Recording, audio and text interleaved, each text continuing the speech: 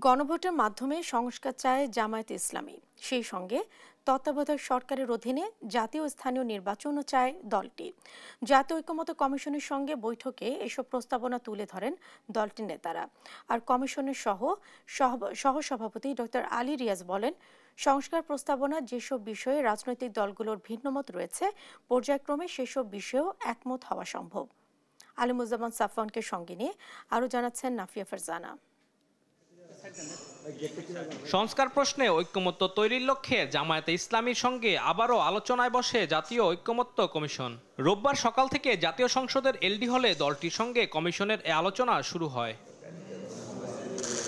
ঐক্যমত্য কমিশনের সহসভাপতি ডক্টর আলী রিয়াজ বলেন, সংস্কার নিয়ে রাজনৈতিক দলগুলোর যেসব বিষয়ে ভিন্নমত রয়েছে সেসবেও ঐক্যমত্যে পৌঁছানো সম্ভব। আমরা বিশ্বাস করি যে সমস্ত জায়গায় মতো ভিন্নতা আছে, ভিন্নমত আছে, ঐকমত্য তৈরি হচ্ছে না, সেগুলোর ব্যাপারেও আমরা অগ্রসর হতে পারব।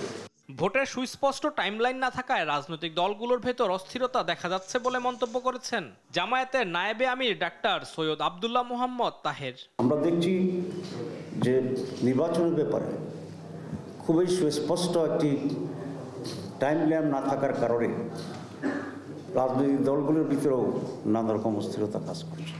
বৈঠক শেষে দলীয় স্বার্থের বাইরে গিয়ে জনগণের স্বার্থ বিবেচনায় নিয়ে পরিবর্তনের প্রস্তাব করেছে জামায়াত বলে জানান ডক্টর সৈয়দ আব্দুল্লাহ মোহাম্মদ তাহের। সংকীর্ণ কোনো রাজনৈতিক দৃষ্টিভঙ্গি এবং কোনো সুবিধাবাদী চিন্তার ভিত্তিতে আমরা কাজ করব না। আমরা দেশের জন্য, মানুষের জন্য যেটা কল্যাণকর সেটাকেই আমরা প্রাধান্য দিয়ে এই রিফর্মসে আমরা আমাদের ভূমিকা থাকবে।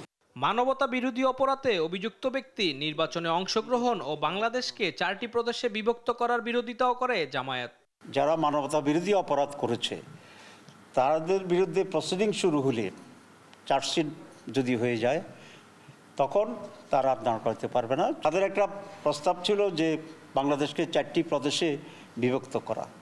আমরা এটার সাথে দ্বিমত পোষণ করেছি। আলিমুজ্জামান সাফওয়ান, দেশ টিভি, ঢাকা।